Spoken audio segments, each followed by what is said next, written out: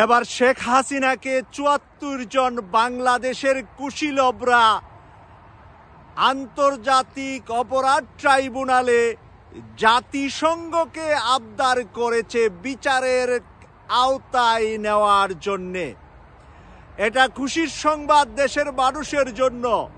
এতদিন পর্যন্ত শেখ হাসিনার পাশে দাঁড়িয়ে যারা শেখ হাসিনার হাড্ডি খেয়েছিলেন, ওরকম ৭৪ জন যৌথভাবে বিবৃতি দিয়ে জাতিসংঘকে চিঠি লিখেছে প্রধানমন্ত্রী শেখ হাসিনার নেতৃত্বে বাংলাদেশের এই ছাত্র সমাজ যে হত্যা হয়েছে, তার সাথে দেশের সাধারণ মানুষকে যে হত্যা করা হয়েছে, এই হত্যার বিচার এবং তদন্ত করার জন্য।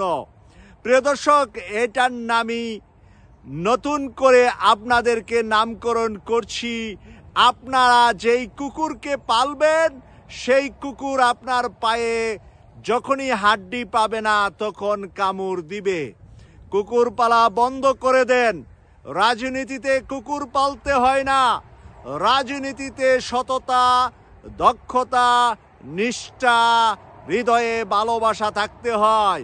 যদি আপনার ভালোবাসা থাকে, দক্ষতা থাকে, শিক্ষা থাকে, মেধা থাকে, সারা বিশ্বকে আপনি যা কিছুই বলেন, বিশ্ববাসী আপনার সেই গেউ গেউ শুনবে না। বিশ্ববাসী শুনবে বাস্তবতা, ওই নিরহ মানুষের আহাজারি, ওই নিরহ রাজনৈতিক দলটির আহাজারি, ওই নিরহ গরিব কৃষক শ্রমিক দিনমজুরের আহাজারি।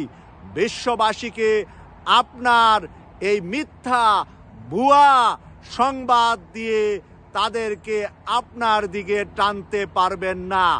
আজকে বাংলাদেশের ৭৪ জন কুশীলব এই মুহূর্তে মানব জমিন পত্রিকায় সেটা ব্রেকিং নিউজ হিসাবে আছে। আপনারা যারা আমার কথা বিশ্বাস করতে চান না, তারা মানব জমিন পত্রিকায় ওদের নাম ঠিকানা সহ দিয়ে দিয়েছে কোন ৭৪ জন প্রধানমন্ত্রী শেখ হাসিনা তার সাঙ্গপাঙ্গদেরকে বিচারের আওতায় আনার দাবি করেছেন। তার সাঙ্গপাঙ্গদেরকে জাতিসংঘের অধীনে তত্ত্বাবধানে জাতিসংঘ যেন একটি সুন্দরতম প্রতিবেদন তৈরি করে তদন্ত করে তাদেরকে বিচারের কাঠগড়ায় দাঁড় করা। আমি প্রিয় দর্শক, তাদের নাম দেখে অবাক, তাদের নাম দেখে আমি আশ্চর্য হয়েছি। কিছুদিন আগেও তারা শেখ হাসিনার পা চেটে খেতেন। শেখ হাসিনার কাছ থেকে কিছু পেয়ে পেয়ে দেশকে এই জায়গায় নিয়ে এসেছেন।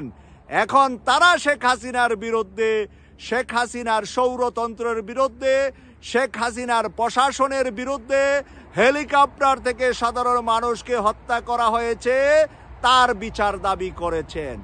এভাবে একদিন শেখ হাসিনার প্রাইভেট বডিগার্ড শেখ হাসিনার বিরুদ্ধে দাঁড়িয়ে যাবে। যেমনটা ইতিহাস সাক্ষী, পৃথিবীতে আমরা দেখেছি অনেক স্বৈরাচারের তার নিজের বডিগার্ড তাকে শেষ করে দিয়েছে।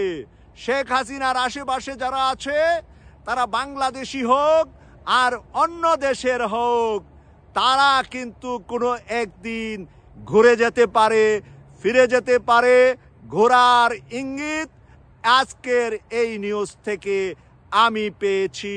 আপনাদেরকে সবাইকে এই নিউজটি বেশি বেশি ছড়িয়ে দিয়ে ইউকে কসবা টিভি সাবস্ক্রাইব করে আমাদের পাশে থাকার আমন্ত্রণ জানিয়ে বিদায় নিলাম।